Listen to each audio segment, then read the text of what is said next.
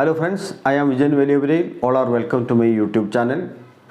In the session 5 video on railway operation, we have seen how the train we started from R passed the level crossing gate, that is an interlocked level crossing gate. And also we have seen in case of failures how the GK or the gateman and the GLP, guard and loco pilot, managed the train. Before receiving the train at station S, let us see the main features of station S. Now this is the diagram of station S. At first sight you may find it feel it's very difficult to understand, but it is not so. It is very simple to understand. When I explain what are all these things written, you will grasp it very easily. Now let us see, this is the station S. This is the station yard, and the yard is having only 3 roads: road 1, road 2, road 3. Here this is the upline. Here this is the upline coming from R station, and from S station it is going to T. So from R station this is the upline, road 1. From down direction also I have done, this is the down direction, that is trains coming from T station, arriving S, and it is proceeding to R station. This is the down main line. This is a loop line. This is the main line, this is the loop line. Road 1 is main line, and this is loop line. So this one is common loop. The road 2 is common loop because we can receive upline as well as downline trains on this road. When train is received from upline on road 2, we will dispatch it in this direction. If a train is received from downline on road 2, we will dispatch through this. Here, this is the road 1 starter signal. For starting this train, here is road 1 starter. From here, suppose we receive the train on loop line and it is here. To start from here, there is a starter for road 2. In the same way, downline we have a starter here to start the train from road 3. If we received a train from downline on road 2, here also we can start it using this starter. This is down road 2 starter. If the train is started from road 1 or road 2, after passing this point, this junction, it will be having advanced starter ahead of it. Since the starter is here, we can call this advanced starter. Here, this is the last stop signal. Advanced starter is there and it is the last stop signal. Our train which is coming from our station, we can receive this train either on road 1 or on road 2. This is possible because from this junction, from this point, we can divert the train either to road 1 or road 2. Here, this one we are calling points, not point, like trousers, like scissors. In that way, we are calling it points because it is having 2 ends. Here one end and here another end. So a points will be having 2 ends. And this point is operated by machine. Here there will be a machine and also here there will be a machine. And both these machines will be operated simultaneously by a single knob from the station master's office. From the station master's office, a knob will be turned either to normal or reverse. Then the point machines will work and the point will be set. The normal setting of the point is always towards straight line. If we want to receive a train on loop line, that is on road 2, the point knob is to be turned to R position, that is reverse position. When the knob is turned to reverse position, this point machines will work and it will be set for loop line. And this will be set for loop line like this. The line will be set for road 2. Then we can receive the train on road 2. On deciding to receive the train either on road 1 or road 2, the point will be set from the station master's office. Now, according to the direction of the train, a point can be set facing or trailing. Now, let us see what is this facing and trailing. Suppose a train is coming from this direction. This point can lead the train either to this road 1 or to road 2, or this point is diverting the train to two directions. Facing point means a point which will divert the route of the train. So when the train is here, it can either go to this direction or go to this direction. So this point is diverting the movement of the train either to road 1 or to road 2.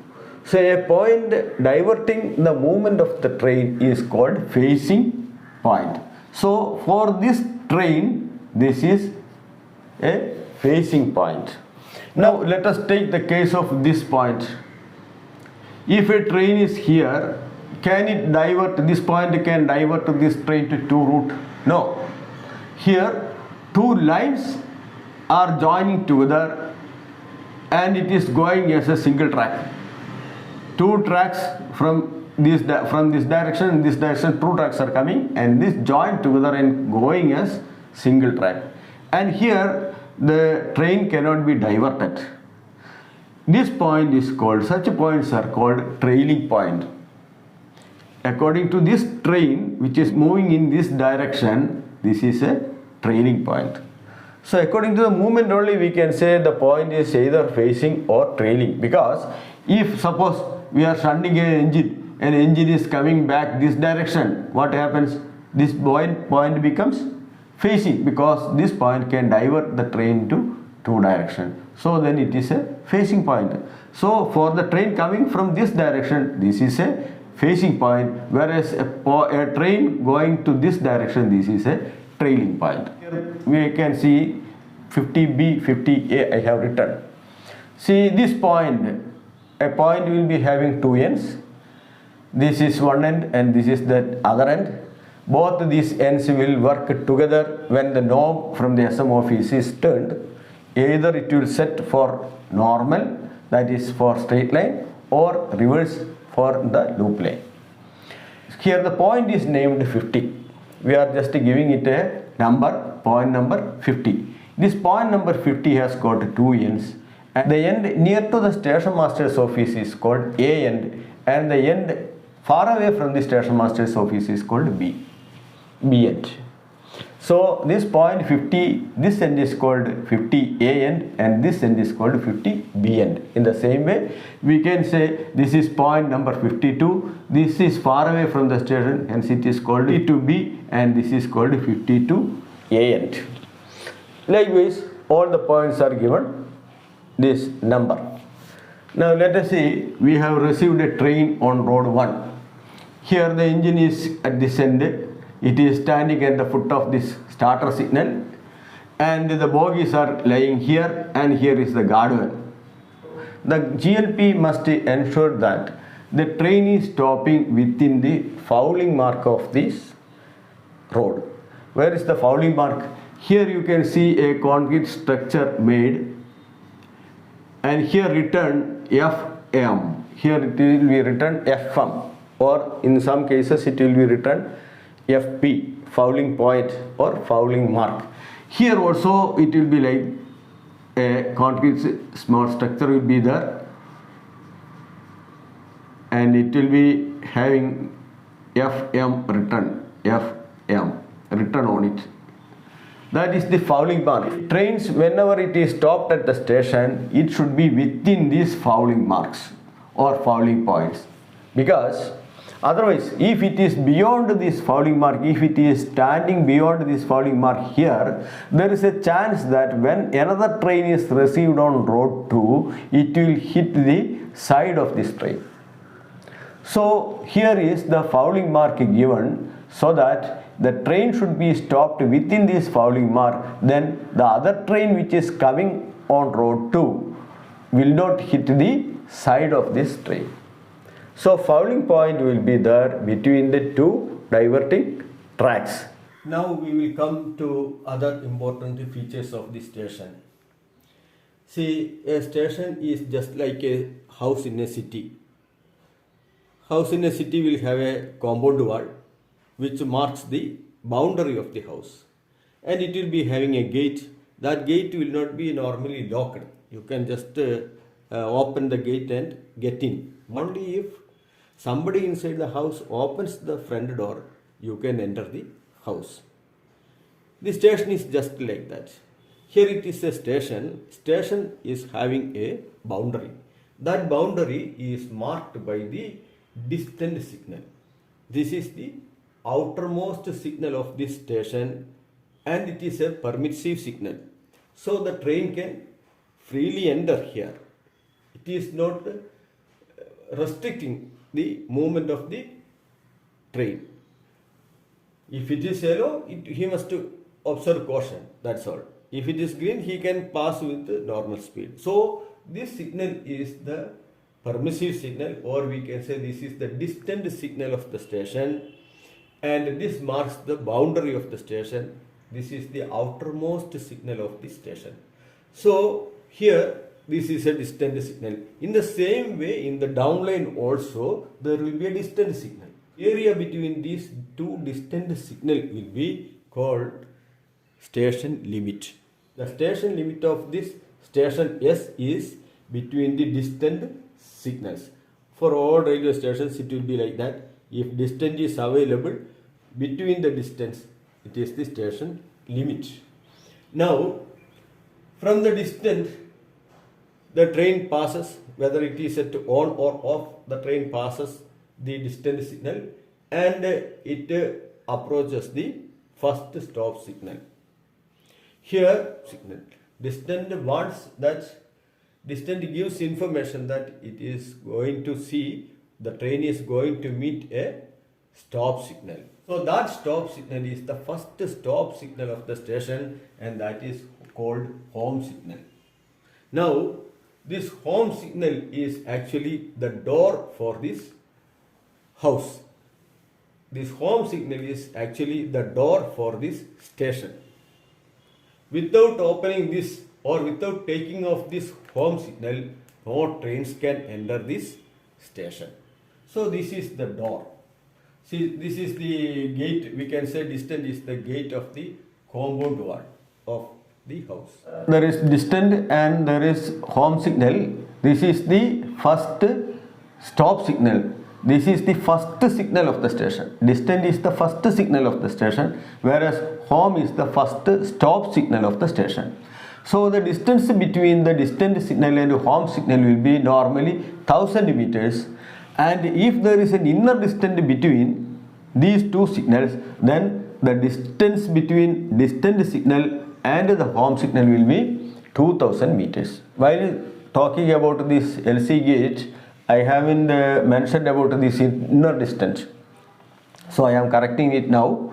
The distance between the gate distance and the gate stop signal will be 1000 meters, and if there happens to be an inner distance, then the distance between the gate distance and the gate stop signal will be 2000 meters. There is no inner distance, so the distance between this distance and home signal is 1000 meters only.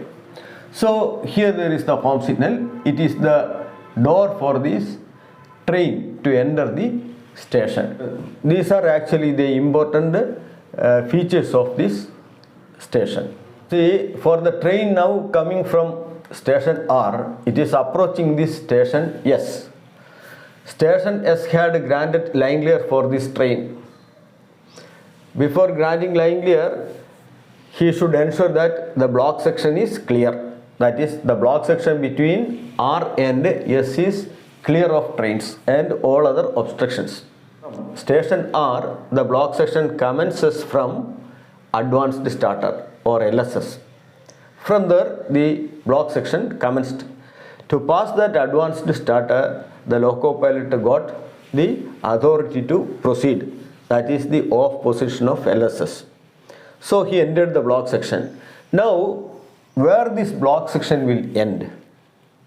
That is, before granting line clear for this train, the station master at S should have ensured that block section is clear. So in this area or in this area of station S, how far the station master S will keep the section clear? Here also he will have so many work to be done, shunting operations, everything to be done. But the block section for this train coming from R, it should be kept clear. So for up to which area this line should be kept clear, we will see now. Before granting line clear, yes, station master should have ensured that up to certain portion of this line, this up line, he should have kept it clear. See, now the train is arriving at distant signal. Distant signal is not taken off, so it is showing yellow, one yellow. Now the driver will observe caution. Yellow means caution, one yellow means caution. He will pass the signal and cautiously approach the home signal, which is 1 kilometer or 1000 meter away. And on reaching here, he sees that the signal is at on, or the home signal is showing red aspect, so the signal is not taken off. He will stop here. Okay, now will this mean that up to this home signal is the block section? Because beyond here the station master can control the home signal or the first stop signal, so there is an impression that the block section ends here up to this home signal. But it is not. While granting line clear, the station master should ensure that this line is clear not only up to this home signal, but for an adequate distance beyond it. Adequate distance means distance to ensure safety. What safety here? You see, our train is coming with the normal speed. Suppose the driver fails to note this distance signal. In that case, he has to stop the home signal, which is showing red. But he is coming with the normal speed without observing this distant signal. He is coming with the normal speed means most probably he will not be in a position to stop his train within the home signal, because we cannot stop a train immediately. Even after applying emergency brake, the train will move. On seeing home signal, he will apply brake, but the train will not stop at the home signal and it will move a little more. There is a chance. So in order to ensure safety, a distance is given here as adequate distance. That adequate distance should be a minimum 180 meters. There should be a distance of 180 meters also kept free for this train. The station master, yes, should ensure that the line is clear not only up to this home signal, but also for a distance of not less than 180 meters. So that is the essence of absolute block system. While granting line clear, station master, yes, should ensure that line is clear not only up to this home signal, but also for an adequate distance for this train. Here, what is the demarcation for 180 meters? Here there is no other signals. After passing the home signal, there is no other signal, but here it's only a point. In double line, this adequate distance is given from the home signal to the outermost point. Conditions for granting line clear under absolute block system to this double line is the line should be clear not only up to the home signal, but also for an adequate distance beyond it. In double line, this adequate distance is up to the outermost facing point. This point is facing point. I have already told you what is facing point and trailing point. Here, for this train coming from R, this is a facing point. So, line is clear not only up to the home signal, but also for an adequate distance beyond it. That adequate distance for granting line clear is 180 meters from the home signal. In double line, it is up to the outermost facing point.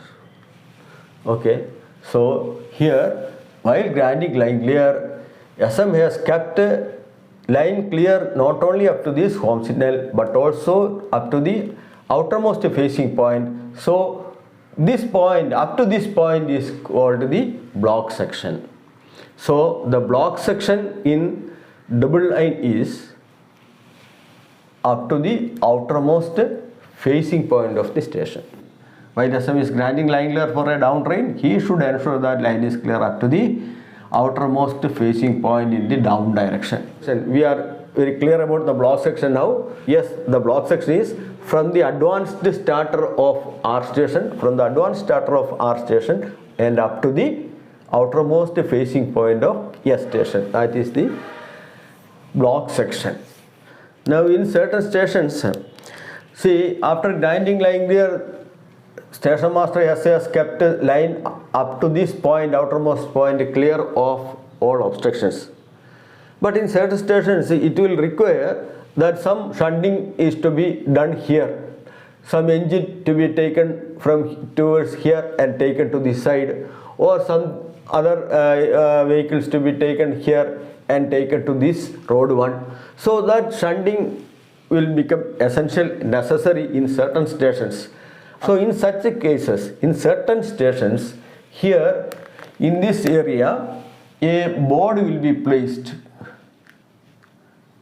A board will be placed and it will be written block section limit board. When such a block section limit board is provided, the adequate distance of not less than 180 meters will be measured or calculated from the home signal to the block section limit board. Or in short, the distance between home and block section limit board will be not less than 180 meters. This adequate distance given for the train while granting line clear is also called block overlap. So from the home signal, this train is given a block overlap of not less than 180 meters. So here this overlap is called block overlap. There is another overlap called signal overlap that we will see in our next video. Now these are the main features of a small railway station. In this session 6 video, we have seen the main features of a block station in double line. And it is in this station we have to receive the train which we started from R station. So after receiving at this S station, it has to go to T station and go on. Okay, we will see that in our next sessions of video. By the time I have assured that I will be coming out with a video on caution order as well as on the railway electrification. So I think our next video can be on caution order, its main features, how it is prepared, what are the security features of it. All these things we can see in our next video. Those who are yet to subscribe this channel, kindly subscribe it, and also please give your comment in the comment box. I don't know why those who are viewing this video are not at all giving any comment in the comment box. And also please see that you are sharing this video with your friends. Okay, we will see in our next video.